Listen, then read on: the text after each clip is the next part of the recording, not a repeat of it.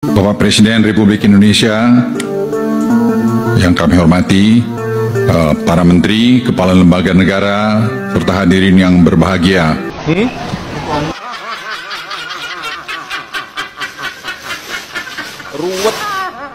Ruwet.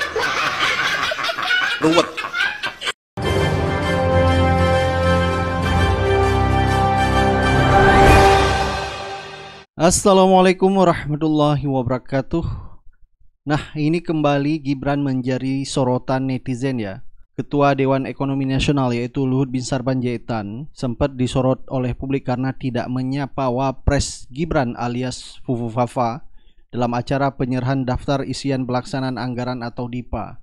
Jadi momen tersebut terjadi saat Luhut membuka pidatonya di hadapan Presiden Prabowo dan juga di hadapan Wapres Gibran alias Fufu Fafa.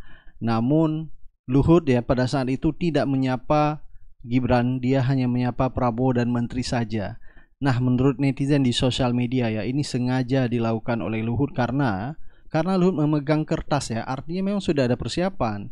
Kalau memang secara insidensial yaitu tidak menyebut atau tidak memegang kertas, kemungkinan ya itu tidak disengaja, tetapi ini memang sepertinya disengaja tidak menyebut yaitu Wapres Gibran alias Fufu Fafa. Bapak Presiden Republik Indonesia yang kami hormati, para menteri, kepala lembaga negara, serta hadirin yang berbahagia. Assalamualaikum warahmatullahi wabarakatuh. Salam sejahtera bagi kita semua. Presiden yang kami hormati, transformasi digital bukan sekedar tren global. Nah, ini semakin memperjelas bahwa ya Wapres Gibran alias Fufu Fafa memang sudah tidak dihargain lagi dan sudah dicuekin ya oleh para menteri. Kita lihat kemarin ya terakhir yaitu Menteri ARA yaitu tidak menyebut juga nama Wapres Fufu Fafa. Dan ini terjadi lagi yaitu tidak disebutkan oleh Dewan Ekonomi Nasional yaitu Luhut Binsar Panjaitan. Apakah ini Gibran alias Fufu Fafa semakin ditinggalkan oleh menteri-menteri Prabowo? Sehingga ini memperlihatkan bahwa menterinya Prabowo hanya hormat kepada Presiden Prabowo. Bapak Presiden Republik Indonesia yang kami hormati, para menteri, kepala lembaga negara, serta hadirin yang berbahagia. Ya, melihat cuplikan video barusan, saya jadi semakin yakin bahwa momen tersebut memang disengaja. Ya, dugaan saya Opung Luhut sengaja tidak menyebut nama Wapres Gibran saat memberikan sambutan dalam pidatonya. Nah, mengapa saya yakin bahwasannya Opung Luhut itu sengaja tidak menyebut nama Gibran? Karena saat menyampaikan sambutan, Opung Luhut itu terlihat membaca teks. Artinya apa? Artinya memang semua itu sudah dipersiapkan. Kan itu logikanya.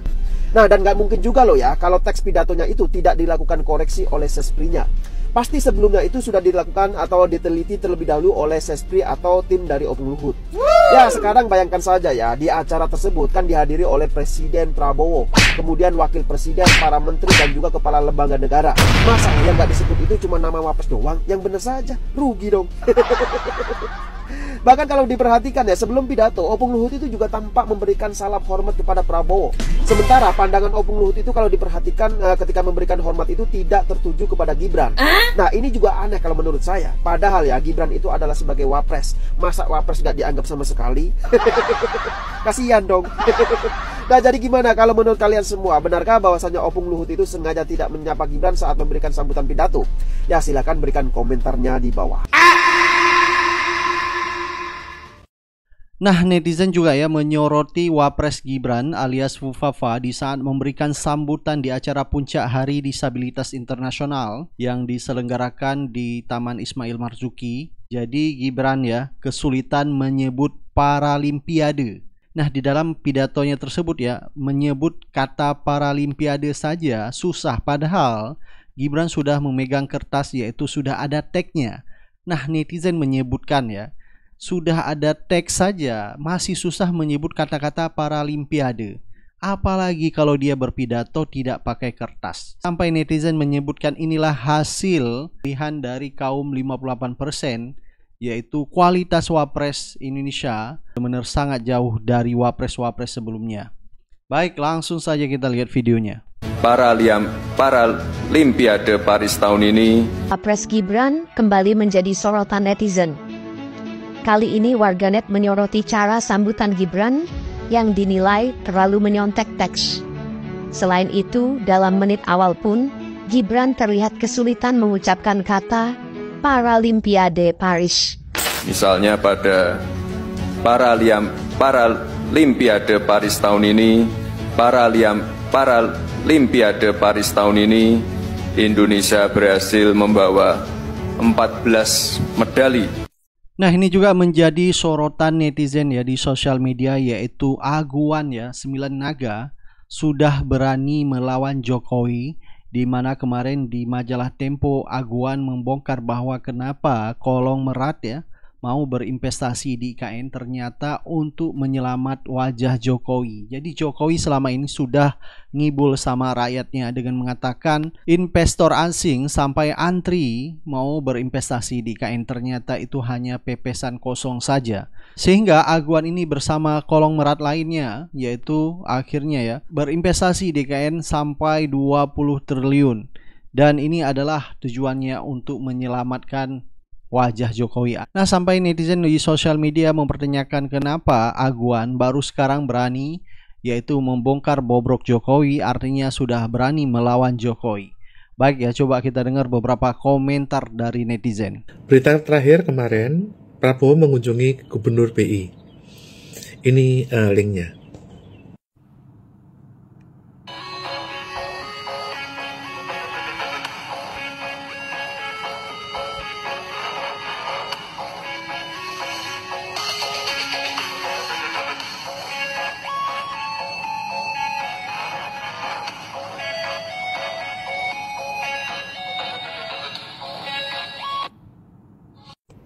Sebelumnya, Prabowo telah memanggil Gubernur BI sebelum kunjungan ke negara-negara di Amerika. Masalah apa yang sedang dibicarakan antara Prabowo dengan Gubernur BI adalah mengenai kekeringan likuiditas. Jadi begini untuk menjelaskannya ya. Ini ada kaitannya dengan berita kemarin. Aguan itu bersedia untuk diwawancara oleh majalah Tempo, dan ini linknya. Di sana dia menyebutkan bahwa investor di IKN itu nol ya, dan karena dia diperintah oleh Jokowi maka dia akhirnya ikutlah perintah Jokowi untuk berinvestasi di IKN. Tetapi sebetulnya progres IKN itu nol. Nah, kenapa kok Aguan ini yang dulunya takut kepada media sekarang bersuara? Ini kaitannya dengan kondisi likuiditas di Indonesia, di mana sekarang itu terjadi kekeringan likuiditas. Contohnya grup sebelah itu misalnya Sinarmas ya. Dia punya kredit itu 700 triliun. Setiap tahun dia harus membayar cicilan itu 70 triliun. Setiap tahun. Kalau seandainya Bank Indonesia itu tidak menerbitkan kredit baru, dia harus cari kemana duit itu.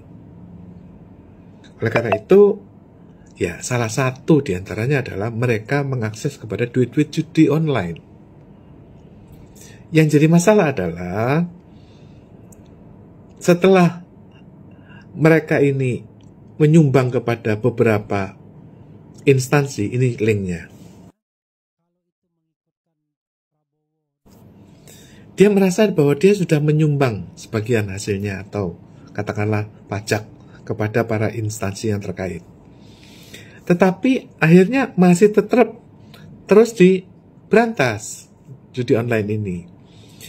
Lah, mereka itu yang sudah keburu utang, seperti grup Sinarmas 700 triliun atau Salim yang utangnya misalnya kreditnya 2000 triliun. Mereka mau nggak mau kan harus mencicil utang itu. Akhirnya ya karena mereka serba salah ya kan, sudah menyumbang pajak untuk kegiatan mereka, tetapi ternyata dia sudah nurutin Jokowi untuk IKN, dia sudah menyumbangkan pajak-pajak terkait kepada instansi terkait, tapi masih dirahasia judi online-nya, ya mereka bingung. Karena mereka bingung, mereka bersuara di media dengan harapan supaya Prabowo ini membantu mereka. Yang utang itu grup-grup besar. Nah, Prabowo akhirnya mengunjungi Gubernur Bank Indonesia untuk membicarakan hal ini. Untuk menjelaskan mekanisme kredit likuiditas Bank Indonesia itu, ada diagram ini. Di situ, ya, zaman dulu ada dana Soeharto. Itu yang disebut dana IGGI. Itu negara-negara Eropa utang kepada dananya Soeharto. Yang bunganya itu digunakan untuk keperluan posyandu, SD Impres, bibit unggul, KUT, kredit usaha tani, dan program-program seperti keluarga berencana. Itu nilainya sekarang sekitar 3.000 triliun per tahun. Itu non APBN. Itu dibiayai oleh IGGI. Nah, itulah yang poin 1 dari Soeharto. Nah, dana Soeharto ini itu timbulnya dari peninggalan Hindia Belanda. Pada waktu Perang Dunia Kedua, seluruh negara-negara Eropa itu bangkrut semua. Ya, yang nggak bangkrut itu cuma 5. Ya, kekayaan yang nggak hilang itu. 1, kekayaan Kaisar Jerman yang direbut oleh Soviet. Kekaisaran Rusia yang dipegang oleh Soviet. Yang sisanya adalah kekaisaran Dutch Empire, Hindia Belanda, kekaisaran Cina yang direbut Jepang, dan kekaisaran Jepang yang akhirnya ketiganya ini direbut oleh sekutu. Nah, oleh sekutu, dana tersebut yang nilainya 10 triliun dolar dalam bentuk emas, itu dijadikan jaminan World Bank. Oleh karena itu, World Bank itu memegang 10 triliun emas dunia, yang dari 3 kerajaan tadi, itu dijadikan jaminan untuk menimbulkan kredit sebesar 100 triliun. Itu lewat World Bank. Nah, apa yang terjadi? Seharusnya pemerintah itu melalui BI mengakses kredit kepada World Bank untuk bisa mencetak uang atau menyalurkan kredit likuiditas Bank Indonesia. Dan di sini bulan Desember tahun 2021, Bank Indonesia menyalahi prosedur, yaitu menalangi utang pemerintah. Itu melanggar Undang-Undang Nomor 23 tahun 99, di mana jelas-jelas bahwa Gubernur BI tidak bisa menalangi utang pemerintah. Nah, sehingga sudah 4 tahun kita diembargo oleh World Bank.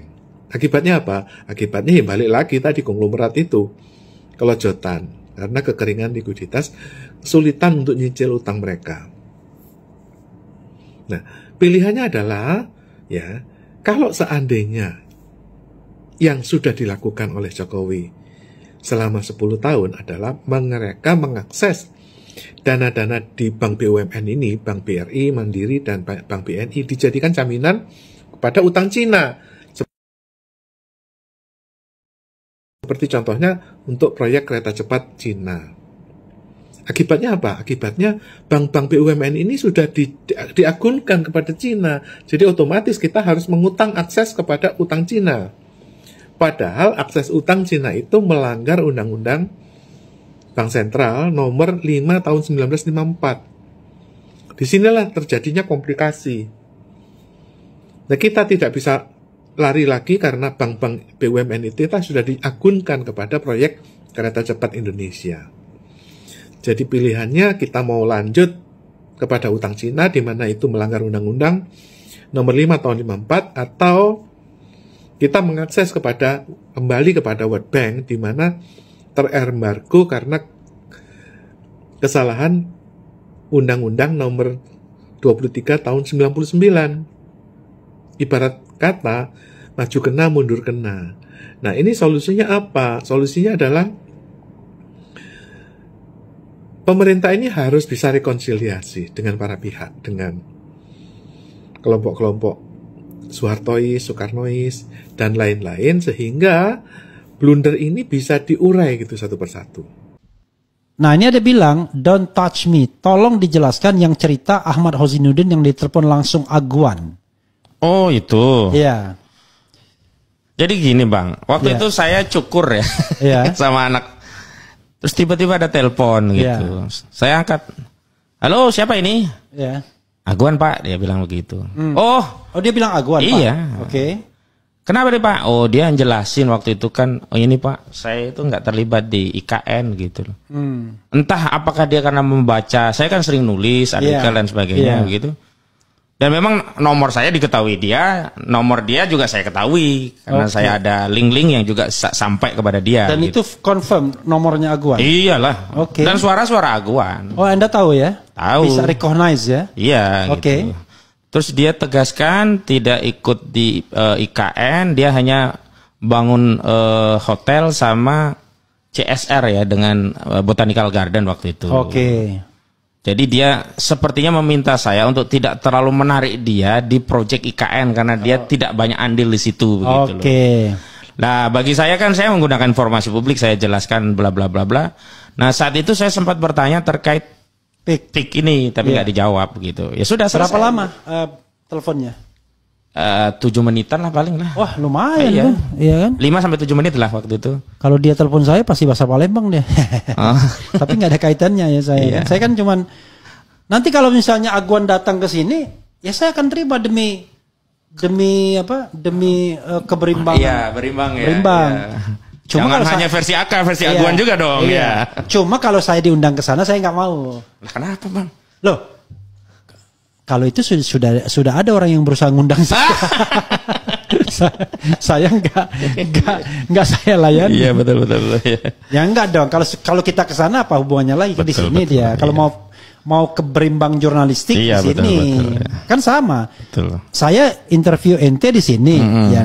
Dia juga di sini ya. Saya pernah dulu Gatot Nurmantio. Betul. Dia ngomong tentang korupsi helikopter. Saya bilang Pak, kalau ada lawan Bapak yang mau minta waktu untuk ngomong, saya harus kasih loh Pak. Iya. Oh iya, benar ternyata ada lawyernya datang ke sini memberikan klarifikasi. Tapi satu hal, one thing for sure, ini kan versi, ini versi Hosinuddin begini, nanti versi lawyer Agwan begini. Ya. Nanti kita serahkan kepada publik. Betul. Untuk menilai menurut sense publik. Dalam hal bagaimana komunikasi publiknya baik atau tidak, kemudian mencerna atau tidak. Itu kan kepiawaian masing-masing pihak kan. Nah, soal pengadilan lain lagi. Ya kan? Ya kan? Jadi ada orang yang menang di publik, ya kan? Tapi ternyata bagi hakim nggak penting itu. Contohnya Tom Lembong misalnya. Tom di publik leading sekali. Jaksa diele-elein, nggak jelas ini jaksa menetapkan orang tersangka. Tapi bagi hakim nggak penting, kan kacau juga. Betul. Sementara ada orang yang lari ketika di OTT menang. Inilah hukum negara kita ini ya. Untung saya nggak pernah jadi pejabat sehingga nggak pernah diincar kasus korupsinya gitu. Kalau nggak pusing sebelah kita.